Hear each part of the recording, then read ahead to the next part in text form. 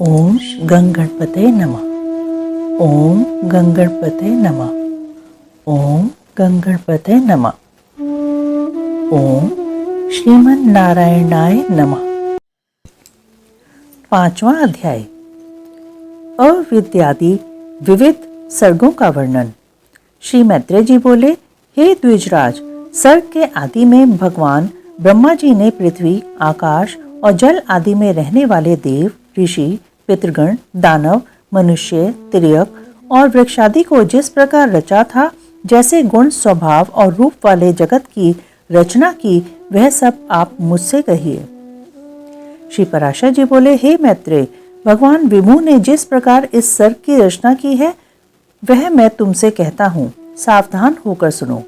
सर्ग के आदि में ब्रह्मा जी के पूर्ववत सृष्टि का चिंतन करने पर पहले अबुद्धिपूर्वक तमोगुणी सृष्टि का आविर्भाव हुआ। उस महात्मा से प्रथम तम, मोह, महामोह, तामिस्त्र और अंधतामिस्त्र नामक पंचपर्वा अविद्या उत्पन्न हुई। उसके ध्यान करने पर ज्ञान शून्य बाहर भीतर से तमोमय और जड़ नगादि रूप 5 प्रकार का सर्ग हुआ। नगादि को मुख्य कहा गया है, इसलिए यह सर्ग भी मुख्य सर्ग कहलाता है। उस सृष्टि को पुरुषार्थ की असाधिका देखकर उन्होंने फिर अन्य सर्ग के लिए ध्यान किया तो तिर्यक स्तोत्र सृष्टि उत्पन्न हुई। यह सर्ग तिरछा चलने वाला है, इसलिए तिर्यक स्तोत्र कहलाता है। ये पशु, पक्षी आदि नाम से प्रसिद्ध है और प्रायः तमोमय, विवेक रहित, अनुचित मार्ग का अवलंबन करने वाले और विपरीत ज्ञान को ही यथार्थ ज्ञान मानने वाले होते हैं। ये सब अहंकारी, अभिमानी, 28 वधों से युक्त, आंतरिक सुख आदि को ही पूर्णतया समझने वाले और परस्पर एक दूसरे की प्रवृत्ति को न जानने वाले होते हैं।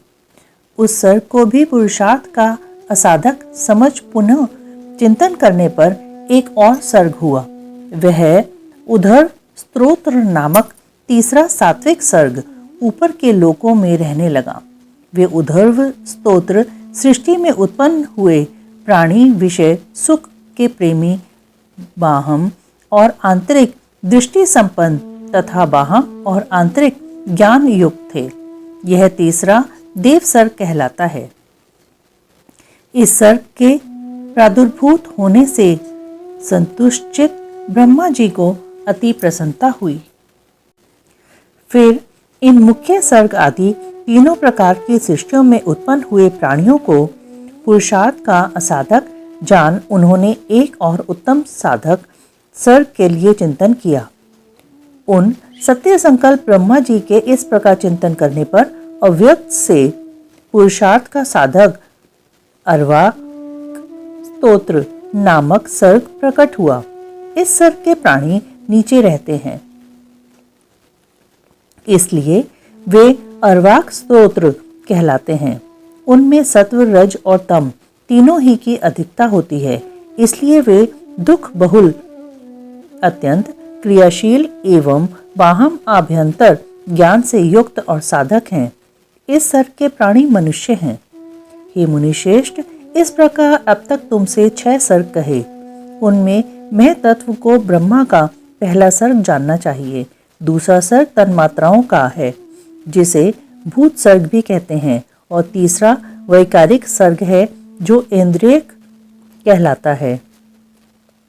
इस प्रकार बुद्धिपूर्वक उत्पन्न हुआ यह प्राकृत सर्ग हुआ। चौथा मुख्य सर्ग है। पर्वत, वृक्षादि स्थावर ही मुख्य सर्ग के अंतर्गत है। 5वां जो तिर्यक स्तोत्र बतलाया, उसे तिर्यक योनि भी कहते हैं। फिर छठा सर्ग उधर स्तोत्राओं का है, जो देव सर्ग कहलाता है। उसके पश्चात 7वां सर्ग अर्वाक स्तोत्राओं का है, वह मनुष्य सर्ग है। 8वां अनुग्रह सर्ग है, वह सात्विक और तामसिक है। ये 5 वैकृत सर्ग हैं और पहले 3 प्राकृत सर्ग कहलाते हैं। 9वां कौमार सर्ग है, जो प्राकृत और वैकृत भी है। इस प्रकार सृष्टि रचना में प्रवृत्त हुए जगदीश्वर प्रजापति के प्राकृत और वैकृत नामक ये जगत के मूलभूत 9 सर्ग तुम्हें सुनाए। अब और क्या सुनना चाहते हो? श्री मैत्रेय जी बोले, हे मुने, आपने इन दिवादिकों के सर्गों का संक्षेप से वर्णन किया। अब हे मुनि श्रेष्ठ, मैं इन्हें आपके मुखारविंद से विस्तार पूर्वक सुनना चाहता हूँ। श्री पराशर जी बोले, हे मैत्रेय, संपूर्ण प्रजा अपने पूर्व शुभाशुभ कर्मों से युक्त है, अतः प्रलय काल में सबका लय होने पर भी वह उनके संस्कारों से मुक्त नहीं होती।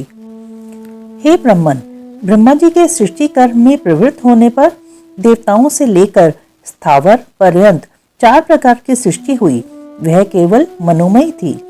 फिर देवता, असुर, पितृगण और मनुष्य, इन चारों की तथा जल की सृष्टि करने की इच्छा से उन्होंने अपने शरीर का उपयोग किया। सृष्टि रचना की कामना से प्रजापति के युक्त चित्त होने पर तमोगुण की वृद्धि हुई, अतः सबसे पहले उनकी जंघा से असुर उत्पन्न हुए। तब हे मैत्रेय, उन्होंने उस तमोमय शरीर को छोड़ दिया। वह छोड़ा हुआ तमोमय शरीर ही रात्रि हुआ। फिर अन्य देह से स्थित होने पर सृष्टि की कामना वाले उन प्रजापति को अति प्रसन्नता हुई और हे द्विज, उनके मुख से सत्व प्रधान देवगण उत्पन्न हुए। तदंतर उस शरीर को भी उन्होंने त्याग दिया। वह त्यागा हुआ शरीर ही सत्व स्वरूप दिन हुआ। इसलिए रात्रि में असुर बलवान होते हैं और दिन में देवगणों का बल विशेष होता है। फिर उन्होंने आंशिक सत्वमय अन्य शरीर ग्रहण किया और अपने को पितृव्रत मानते हुए पितृगण की रचना की। पितृगण रचना कर उन्होंने उस शरीर को भी छोड़ दिया। वह त्यागा हुआ शरीर ही दिन और रात्रि के बीच में स्थित संध्या हुई। तत्पश्चात उन्होंने आंशिक रजोमय अन्य शरीर धारण किया। हे द्विश्रेष्ठ, उससे रज प्रधान मनुष्य उत्पन्न हुए। फिर शीघ्र ही प्रजापति ने उस शरीर को भी त्याग दिया। वही ज्योत्सना हुआ, जिसे पूर्व संध्या अर्थात प्रातःकाल कहते हैं। इसलिए हे मैत्रेय, प्रातःकाल होने पर मनुष्य और सायंकाल के समय पितर बलवान होते हैं। इस प्रकार रात्रि, दिन, प्रातःकाल और सायंकाल ये चारों प्रभु ब्रह्मा जी के ही शरीर हैं और तीनों गुणों के आश्रय हैं। फिर ब्रह्मा जी ने एक और रजो मात्रात्मक शरीर धारण किया। उसके द्वारा ब्रह्मा जी से शुद्धा उत्पन्न हुई और शुद्धा से काम की उत्पत्ति हुई। तब भगवान प्रजापति ने अंधकार में स्थित होकर शुद्धाग्रस्त सृष्टि की रचना की। उसमें बड़े कुरूप और दाढ़ी मूछ वाले व्यक्ति उत्पन्न हुए। वे स्वयं ब्रह्मा जी की ओर ही दौड़े। उनमें से जिन्होंने यह कहा कि ऐसा मत करो, इनकी रक्षा करो, वे राक्षस कहलाए, और जिन्होंने कहा हम खाएंगे, वह खाने की वासना होने से यक्ष कहे गए। उनकी इस अनिष्ट प्रवृत्ति को देखकर ब्रह्मा जी के केश सिर से गिर गए और फिर पुनः उनके मस्तक पर आरूढ़ हुए। इस प्रकार ऊपर चढ़ने के कारण वे सर्प कहलाए और नीचे गिरने के कारण अहि कहे गए। तदंतर जगत रचयिता ब्रह्मा जी ने क्रोधित होकर क्रोधयुक्त प्राणियों की रचना की। वे कपिश वर्ण के अति उग्र स्वभाव वाले तथा मांसाहारी हुए। फिर गान करते समय उनके शरीर से तुरंत ही गंधर्व उत्पन्न हुए। हे द्विज, वे वाणी का उच्चारण करते अर्थात बोलते हुए उत्पन्न हुए थे, इसलिए गंधर्व कहलाए। इन सबकी रचना करके भगवान ब्रह्मा जी ने पक्षियों को उनके पूर्व कर्मों से प्रेरित होकर स्वच्छंदता पूर्वक अपनी आयु से रचा। तदंतर अपने वक्षस्थल से भेड़, मुख से बकरी, उदर और पार्श्व भाग से गौ, पैरों से घोड़े, हाथी, गधे, वन गाय, मृग, ऊंट, खच्चर और न्यूंक आदि पशुओं की रचना की। उनके रोमों से फल मूल रूप औषधियां उत्पन्न हुई। हे द्विजोत्तम, कल्प के आरंभ में ही ब्रह्मा जी ने पशु और औषधि आदि की रचना करके फिर त्रेता युग के आरंभ में उन्होंने यज्ञादि कर्मों में सम्मिलित किया। गौ, बकरी, पुरुष, भेड़, घोड़े, खच्चर और गधे ये सब गांवों में रहने वाले पशु हैं। जंगली पशु ये हैं श्वापद, 2 खुर वाले हाथी, बंदर और 5वें पक्षी, छठे जल के जीव तथा 7वें सरीसृप आदि। फिर अपने प्रथम मुख से ब्रह्मा जी ने गायत्री, ऋग,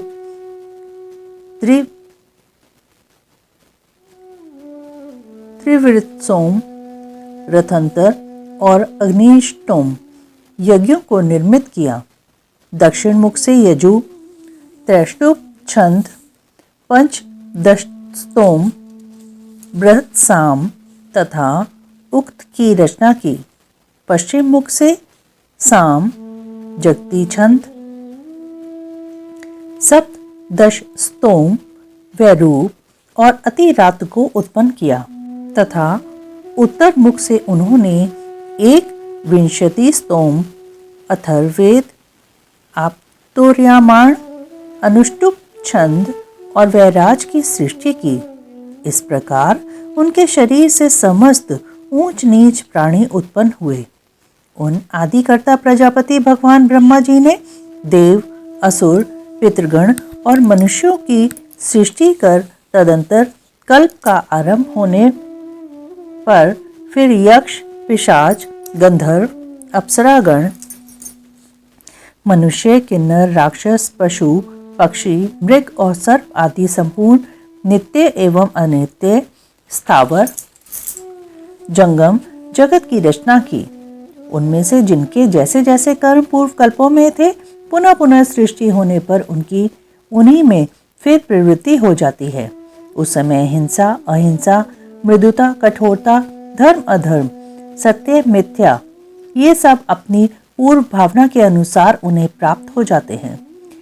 इसी से ये उन्हें अच्छे लगने लगते हैं। इस प्रकार प्रभु विधाता ने ही स्वयं इंद्रियों के विषय, भूत और शरीर आदि में विभिन्नता और व्यवहार को उत्पन्न किया है। उन्हीं कल्प के आरंभ में देवता आदि प्राणियों के वेदानुसार नाम और रूप तथा कार्य विभाग को निश्चित किया है। ऋषियों तथा अन्य प्राणियों के भी वेदानुकूल नाम और यथा योग्य कर्मों को उन्होंने निर्दिष्ट किया है। जिस प्रकार भिन्न भिन्न ऋतुओं के पुनः पुनः आने पर उनके चिन्ह और नाम रूप आदि पूर्ववत रहते हैं, उसी प्रकार युगादि में भी उनके पूर्व भाव ही देखे जाते हैं। शिक्षा शक्ति से युक्त वे ब्रह्मा जी सृज्य शक्ति की प्रेरणा से कल्पों के आरंभ में बारंबार इसी प्रकार सृष्टि की रचना किया करते हैं। इस प्रकार श्री विष्णु पुराण के पहले अंश में 5वां अध्याय समाप्त। ओम श्री परमात्मने नमः।